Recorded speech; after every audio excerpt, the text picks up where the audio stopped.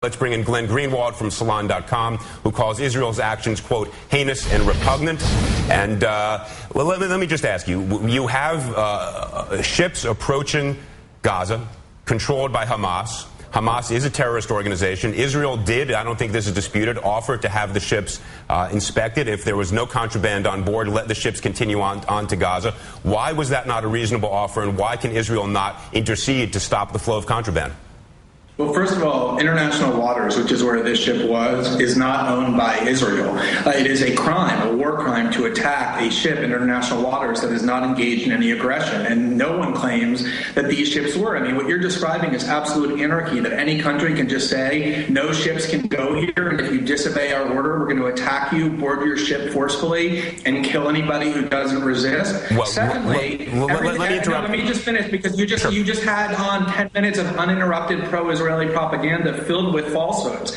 The blockade is one of the most brutal and inhumane blockades we've seen in the last generation. Look at UN reports that are objective, not Netanyahu aids, that say that 60% of the babies in Palestine have anemia, 65% of the population is food insecure. The entire Palestinian economy has collapsed as a result of this blockade. Israel routinely refuses to permit all sorts of imports, including food, chocolate, French fries, anything but the barest necessities to keep those prisoners, which is what they are. Glenn, let me just, I hear, Glenn, hold on just 1 second. Let's go back. Ruth Wedgwood, who is really a top-flight intellect and scholar of international law, said that nations that are at war are permitted in international water to enforce a blockade and to check to see if contraband is on board. Now, nobody has said that Israel has prevented humanitarian materials to flow through to Gaza. You may be saying there's not enough. I just said that. The UN has said that. Well, everybody says that. Israel constantly prevents humanitarian aid from going through to Gaza, and that's why this claim of, oh, you just give us the cargo and we'll take care of it for you, is an absolute and absurd joke. For the last 3 years, the Israeli Prime Minister's aide, top aide, when the blockade was first imposed, said the purpose is to put the Palestinians on a diet. That's what the Israeli Prime Minister's top aide said about the reason this blockade was instituted. It is a completely inhumane blockade that is starving the people of Palestine, as the UN says, not as I say or Hamas says or as you say or as Netanyahu aides say. Look at the objective reports. Can we go back? About what's happening to the people of that population. Let's step back 1 second. Let's see if we can agree on one thing. Is Hamas, in your view, a terrorist organization? Hamas is the democratically elected leadership of the people in Gaza, and they're recognized in fair and free elections as having been elected by everybody across the world. So that's what they are. Have they engaged in terrorism? Yes. Did the Israelis who founded the Israeli government and the Israeli state engage in terrorism? Yes, they have. Turkey says that what Israel just did is an act of terrorism itself. But Hamas is the democratically elected government of the Gaza Strip and is the chosen government to be represented. Has Israel been brutally occupying the Palestinian people for the last 40 years? Have they or haven't they? Does it affect your analysis that Hamas... They have.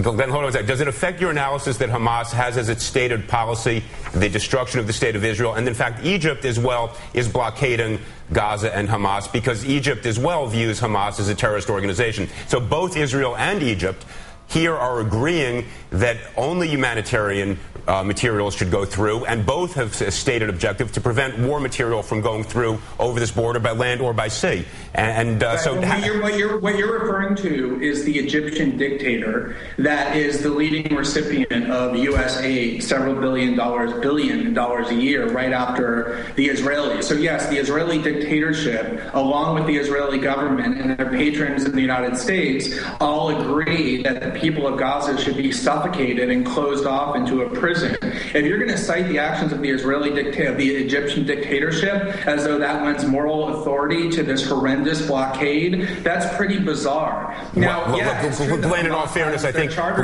Glenn, I think what you also need to acknowledge is that Egypt is in form a democratic government as well, as is Israel, of course. And so when you say that alone, as are the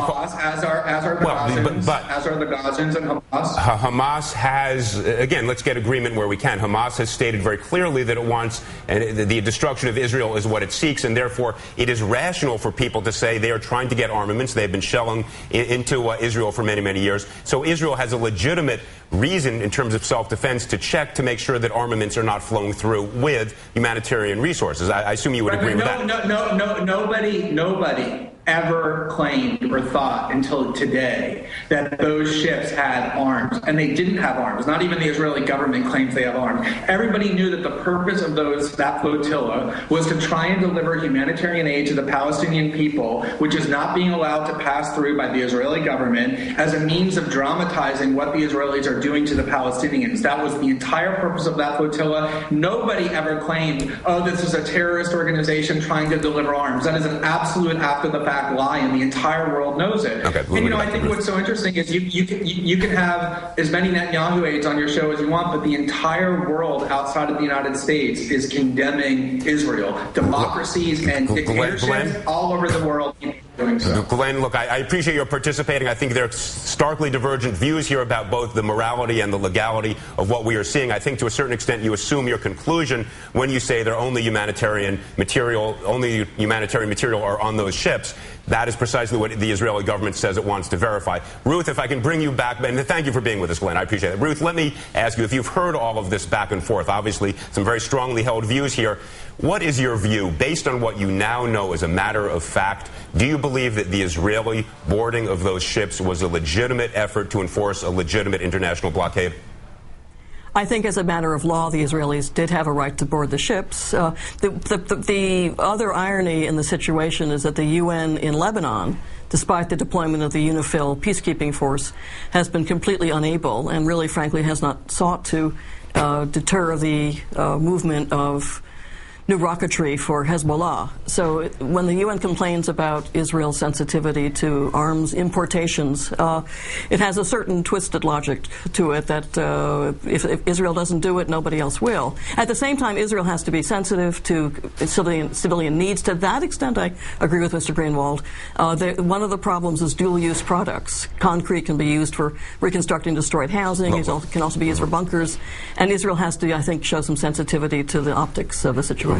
Ruth, there's absolutely no question that this is a very difficult issue. We're separating out what is humanitarian from what is military, armaments-based stuff. It's very, very difficult. I think your other point is the critical one. The UN has done absolutely nothing in many, many years to prevent the flow of armaments either into Lebanon or to Gaza and prevent those armaments from falling into the hands of terrorist organizations. Consequently, both Israel and Egypt have decided they've got to participate in what I guess you as lawyers call self-help. They've got to enforce these laws and these principles on their own. And I think, unfortunately for Israel, this is a public relations nightmare and disaster, but perhaps a legitimate effort at self-defense as well. Anyway, Ruth, thank you so much. I hope we can continue this in the days ahead.